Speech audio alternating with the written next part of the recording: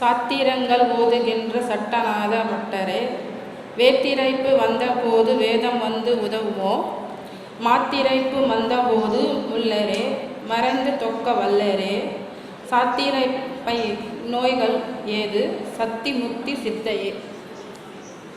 சொல்லுங்க. சாத்திரங்கள் ஓதுகின்ற சட்டநாத பட்டரே. சொல்றேன். அவர் சொல்றாரு, சாத்திரம்லாம் ஓதுற அந்த சாத்திரம் எதை சொல்லுது? இறைவனை பற்றி தான் அது பேசுது. அப்போ இறைவனை பற்றி தான் நீ எல்லாருக்கும் சொல்லிட்டு இருக்க. இப்படி நீ இறைவனை பற்றி இந்த சாத்திரங்கள் வழியாக ஓதிக்கிட்டு இருக்கிறியே, இது உனக்கு ஒரு நாள் வரும். எந்த நாள்? அடுத்த லைனில் சொல்கிறாரு, சாத்திரங்கள் ஓதுகின்ற சட்டநாத பட்டரே, வேத்திரைப்பு வந்த போது வேதம் முன்னிற்குமோ. நீ படித்த வேதம் உனக்கு ஒரு நாள் வரும். அந்த நாள் இதே உன் மூச்சு விடவே சிரமப்படுவ. அப்போ என்ன ஆகுனா, இந்த உடம்புல அப்படியே வேர்த்து ஊற்றும்.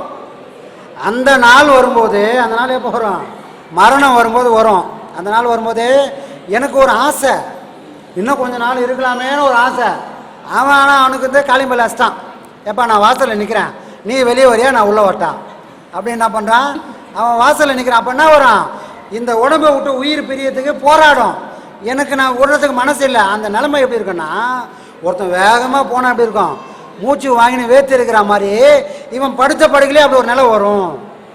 அந்த நாள் வரும்போது, இவ்வளோ நாள் நீ வேதம்லாம் சொல்லியிருந்தே, அந்த வேதம் வந்து அங்கே நிற்குமா? கேள்வி கேட்குறாரு. நிற்குமா? நிற்காதே.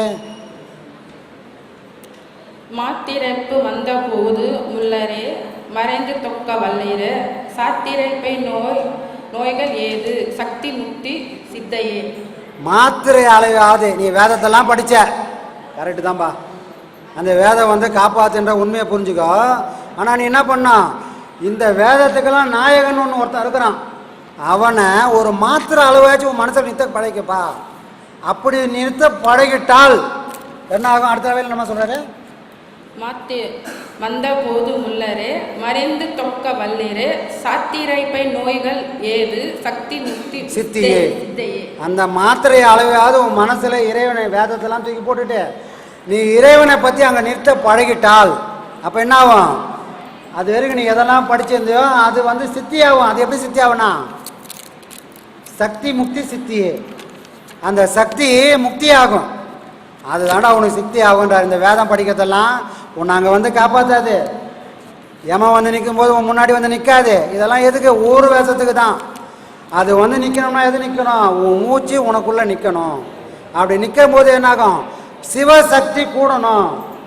சிவமாக யார் இருக்குது, சக்தியாக யார் இருக்குதுன்ற உண்மை நமக்கு புரிஞ்சு அந்த ரெண்டுத்தையும் ஒன்று சேர்த்தால் அதுதான் சித்தி ஆகுன்றது தான் ஐயாவோட பாடம்.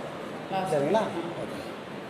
அந்தி மாலை உச்சி ஒன்றும் ஆடுகின்ற தீர்த்தமும் சந்தி தர்ப்பணங்களும் தவங்களும் ஜவங்களும் சிந்தைமேவு ஞானமும் தினம் செபிக்கும் மந்திரம் எந்தை ராம ராம என்ற நாமமே. அந்தி மாலை உச்சி மூன்றும் ஆடுகின்ற தீர்த்தம். ஒரு சிலர் சொல்லுவாங்க, அப்பா நான் வந்து 3 வேளை குளிச்சுட்டு சாமி கும்பிடுவேன், சாப்பிட்றதுக்கு முன்னாடி குளிச்சுட்டு தான் பண்ணுவேன். அவ்வளோ சுத்தம். எதை சுத்தம் பண்ணிக்கிறான்? உடம்பை சுத்தம் பண்ணுறான். ஆனால் இந்த உடம்பு எங்கன்னா வேற போகுமா? போகாது. போகாத ஒரு பொருளை நான் 3 வேலையும் சுத்தம் பண்ணிக்கிறேன். உதவுமா? எந்த பொருள் போக போதோ அந்த பொருளை சுத்தம் பண்ணுறதுக்கு எனக்கு அறிவு இல்லை. நான் உண்மையாக சுத்தம் பண்ண வேண்டியது எதுனா என் மனம். அந்த மனம் சுத்தம் இல்லாமல் தான் எனக்கு ஒரு பிறவையே கொடுத்துருக்கான். ஆனால் நான் என்ன பண்ணுறேன்? மனம் எங்கே இருக்குதுன்னு தெரில, எப்படி இருக்குதுன்னு தெரில. அதனால் எனக்கு தெரிஞ்ச இந்த பொருளை 3 வேளை சோப்பு ஷாம்பு எல்லாம் போட்டு குளிச்சுன்னுக்குறோம். ஆனால் இந்த பொருள் எங்கே இருக்கான்? இங்கே விழுந்துடும். ஏன்னா இது மண்ணுக்கு சொந்தம். இறைவன் மண்ணுக்குள்ளே இருக்கிறான்னா மண்ணுக்குள்ளே இல்லை, இறைவன் விண்ணுக்குள்ளே இருக்கிறான். அப்போ எந்த பொருள் இந்த மண்ணில் போட்டு விண்ணுக்குள்ளே போக போதோ அந்த பொருளை பரிசுத்தம் ஆக்கணும். எந்த பொருள் மேலே போகும்? உள்ளே வரும்போது 3 பொருளாக வெளியே இருந்தது, அது ஒரு பொருளாக உள்ளே வருது. உள்ளே வந்து இந்த ஒரு பொருள் 3 பொருளாக பிரிஞ்சு அதை வேலை செய்யுது. போகும்போது அதே 3 பொருளை திரும்ப ஒரு பொருளாக வெளியே போகும். அப்போது அந்த போகக்கூடிய பொருள் சுத்தமாகணும். அப்போ எந்த பொருள் உள்ளே வந்தது, எந்த பொருள் வெளியே போகுதுன்ற அறிவை வளர்த்துக்கின்னு அந்த பொருளை சுத்தம் பண்ணுறதுக்கு எனக்கு வழி தெரிஞ்சிருக்கணும். ஆனால் அதெல்லாம் தெரியாமல் நான் என்ன பண்ணுறேன், டெய்லி சாமான் தேய்க்கிற மாதிரி இந்த உடம்பை தேய்ச்சிங்க. ஆனால் சுத்தமாகனா சுத்தமாகாது. எவ்வளோ சுத்தம் பண்ணாலும் அது சாயங்காலம் கூட தாங்காது. காலையில் மேக்கப் பண்ணோம், சந்தனம் பூசணும், எல்லாம் பண்ணோம். எவ்வளோ நாளைக்கு தாங்கிச்சு? திரும்ப ஒரு வாட்டி கழுவிட்டு திரும்ப ஒரு வாட்டி சந்தனம் பூசுகிறோம். அவ்வளோதான் இதுக்கான மரியாதை. இந்த உடலில் உயிர் இருக்கிற வரைக்கும் தான் இந்த பூசது முழுகிறது எல்லாம். ஆனால் நான் எங்கே போகணும், அங்கே போகணும்னா நான் எங்கே கோலம் போகணும், எதை கழுவணும்னு தெரிஞ்சுக்கணும். அந்த பொருளை சுத்தம் பண்ணோம். என் மனம் தான் கெட்டு போச்சு. அதை தெளிய வைக்கிறதுக்கு தான் இறைவன் ஒரு பிறவி கொடுத்துருக்குறான். ஆனால் இந்த பிறவிக்குள்ளே அந்த மனசை நான் சுத்தம் பண்ணிவிட்டு இறைவன்கிட்ட போய் நிற்கணும். அப்போ நம்ம வந்து நம்மளை வாடாமகனு அள்ளி தெரிஞ்சுப்பான். சரிங்களா? அதுக்கான வழியை தாங்க சொல்லியிருக்காங்க. அதே சிவவாய்க்கர் பாடலே 5 3 8 அனாதியான மந்திரம் நெஞ்சில் நினைத்து கொண்டு நீர் உரை ஜெபிப்பிரேல். பஞ்சமான பாதகங்கள் 100 கோடி செய்யினும் பஞ்சு போல் பறக்கும் மறைகள் பண்ணுமே சொன்னது. 5 3 8 அனாதியான மந்திரம். சாமி, நான் பாடம் பண்ணும்போது பூஜை பண்ணும்போது நமசிவாய மந்திரம் சொல்கிறேன் அப்படின்னு. இது அனாதியான மந்திரமா? ஐயா சொல்லியிருப்பார். ஐயா சொன்னதுக்கப்புறம் தான் அந்த நமச்சிவாயத்துக்கான விளக்கமே நமக்கு தெரியும். அது வரைக்கும் நமச்சிவாயம்னா சிவபெருமான் நினச்சிருந்தோம். நமசிவாயனா சிவபெருமான் இல்லை, நான் தான். இந்த வாகனம் தான் நமசிவாயம். இது 5 எழுத்தாக இருக்குது. பஞ்சபூதம்னு ஒன்று இல்லைன்னா இந்த உடல் இல்லை. அப்போ நமசிவாயமாக இருக்கிறது நான் தான். இது கூட இன்னொரு பொருள் சேர்ந்தாதான் நான் இறைவனை பற்றி சிந்திக்க முடியும். அப்போ 5 வந்துச்சு. 3 என்னது? சித்தம் புத்தி அகங்காரம். 5 3 8 அனாதியான மந்திரம். நாம் எல்லா எந்த செயல் செஞ்சாலும், நல்லதாக செய்யலாம் கெட்டதாக செஞ்சாலும், எதை செஞ்சாலும் நம்ம ஏற்கனவே செஞ்சுக்கிறோம். இது எல்லாமே ஒரு பொருளில் ரெக்கார்ட் ஆகுது. அதுக்கு பேர் என்னது? புரியட்ட காயம். அதுக்கு பேர் நம்ம புரியட்ட காயம். 5 3 8 புரியட்டனா 8 பொருள். பெருங்காய டப்பா வச்சுருப்பாங்க, வீட்டில் மசாலா டப்பா வச்சுருப்பாங்க. ஒரு 8 விதமான பாக்ஸ் இருக்கும். இருக்குதாம்மா? அந்த பொருள் எடுத்து அம்மா என்ன பண்ண கண்ணை மூடி நான் தூக்கி மந்திரம் போடுற மாதிரி போட்டுருவாங்க. அது கரெக்டாக தான் வரும், ஏன்னா பழக்கம் வந்துச்சு. அந்த மாதிரி இறைவன் வந்து நமக்குள்ளே இந்த 8 விதமான பொருள் வச்சுக்கிறான். அந்த 8 விதமான பொருள் என்ன ஆகுன்னா, நாம் இங்கே கூட எல்லா செயலும் அந்த ஒரு பொருளில் தான் பதிவாகும். உடம்புல பதிவாகாது, மனசில் பதிவாகாது. எங்கே பதிவாகும்? 8 பொருள். அந்த 8 பொருள் பேர் என்னது? புரியட்ட காயம்னு அதுக்கு ஒரு பேர். நாம் இந்த பிறவியை விட்டு போயிட்டோம். நாம் இங்கே அநியாயம்லாம் பண்ணிட்டோம். இறைவன் பார்க்குறான், இது மனுஷ பிறவிக்கு லாய்க்கு இல்லை, இதை ஒரு நாயாக மாற்றிடலாம் அப்படின்னா அது என்ன பண்ணான்? அவன் சொன்னவனே நாய் ஆகிடும். எப்படி ஆகும்? எப்படி சாமி ஆகும்? அந்த புரியட்ட காயத்துக்கு எதுவாக ஒன்றா மாறக்கூடிய சக்தி உண்டு. அப்போ நான் என்னெல்லாம் பண்ணணும் அதெல்லாம் உள்ளே வச்சுட்டு அது அதுவாக மாறி அதை அனுபவிக்கும். அந்த ஒரு உடம்பு அது என்னது?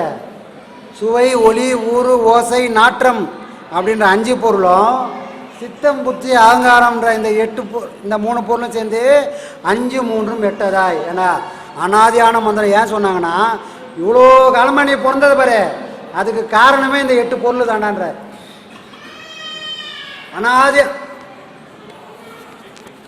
அனாதியான மந்திரம்னா என்ன அர்த்தம்? அனாதியான காலமே கிடையாது. இன்னைக்கு தோன்றி இன்னைக்கு வந்ததுன்னு சொல்ல முடியாத அளவு அனாதியான பொருள். அப்போ நீ பிறக்கிறதுக்கு எத்தனை பிறவி எடுத்தியோ அத்தனை பிறவிக்கும் காரணமான மந்திரம் எதுன்னா சுவை, ஒளி, ஊறு, ஓசை, நாற்றம். அது கூட என்னது? சித்தம் புத்தி அகங்காரம். இதுதான் 8 மந்திரம். இது தெரியாமல் நம்ம நமோ நாராயணன்றோம், நம சிவாயன்றோம், சிவாய நமன்றோம். உண்மையாக நம்ம தெரிஞ்சுக்க வேண்டிய மந்திரம் எது? இந்த மந்திரம்தான். இது தெரிஞ்சால் நமக்கு பிறவின்றதே இல்லைன்றது தான் அவங்க சொல்லியிருக்காங்க.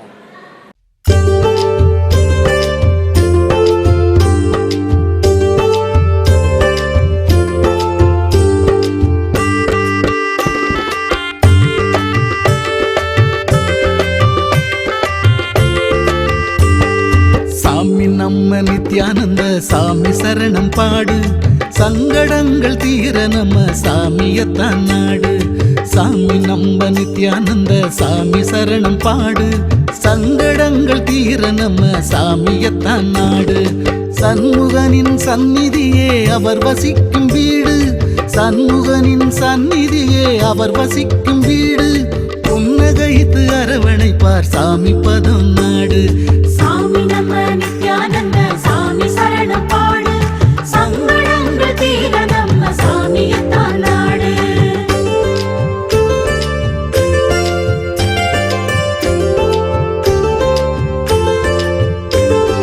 புனித ஸ்தலம் 1000 பூமியிலே உண்டு. போலி வாக்கு வந்து விட்டா எல்லா பலனும் உண்டு. புனித ஸ்தலம் 1000 பூமியிலே உண்டு. போலி வாக்கு வந்து விட்டா எல்லா பலனும் உண்டு. பிரம்மஸ்ரீயாம் நித்யானந்தர் திருமுகத்தை கண்டு. பிரம்மஸ்ரீயாம் நித்யானந்தர் திருமுகத்தை கண்டு. தரிசித்து ஆசி பெற நடப்பதெல்லாம் நன்று. சாமி நம்ம நித்யானந்த சாமி சரணம் பாடு. சங்கடங்கள் தீர நம்ம சாமியத்தான் நாடு.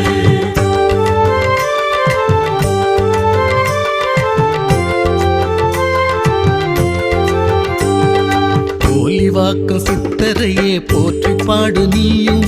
பொல்லாத எண்ணம் எல்லாம் பொசுங்கித்தானே மாயும். போலி வாக்கும் சித்தரையே போற்றி பாடு நீயும்.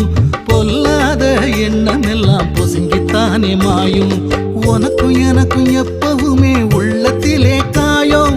உனக்கும் எனக்கும் எப்பவுமே உள்ளத்திலே காயம். சாமியாலே மனதில் உள்ள காயம் எல்லாம் மாறும்.